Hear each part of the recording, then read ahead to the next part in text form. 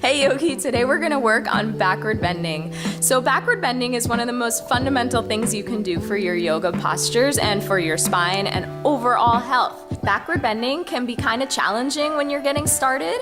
So I'm gonna give you some tips in order to get used to and maybe make it feel a little bit better when you're starting out with backward bending. The thing beginners miss with backward bending is the extension. So we really wanna stretch up before we go back.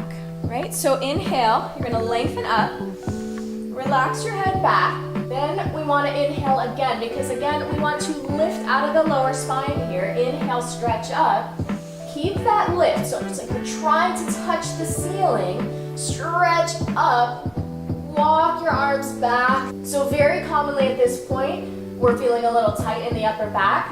So because we have more mobility in the lower spine, we end up dropping into the lower spine, and then that sort of pushes everything down this way, okay? And you can kind of see how that wouldn't feel so great over time. So again, stretch up, and then draw a line across the ceiling, arms back, look back, go back, way back, more. You might not go very far, and that's okay. You might stop here.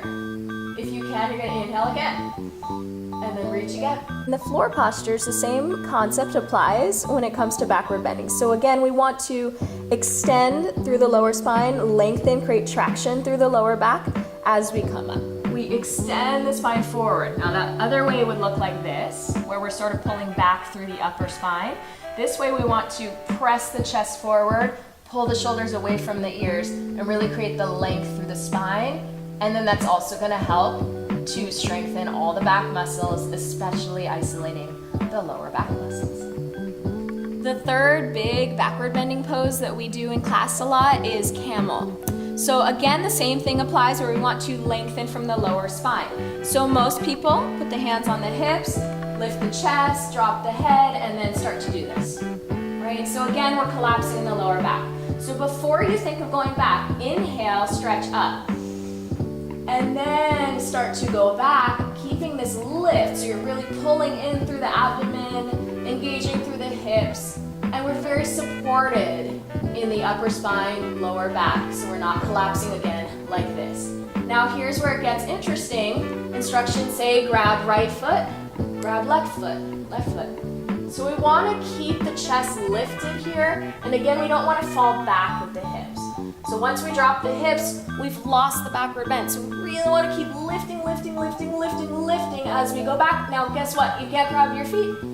Hands on the hips. Chest up, working the elbows in. You're getting all the benefit of that pose. You don't have to grab your feet to benefit. If you can, awesome.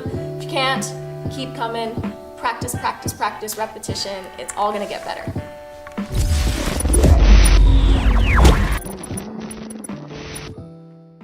Backward bending. Start again. Yeah, just start again. Hey Yogi, today we're gonna start. One of the things that was totally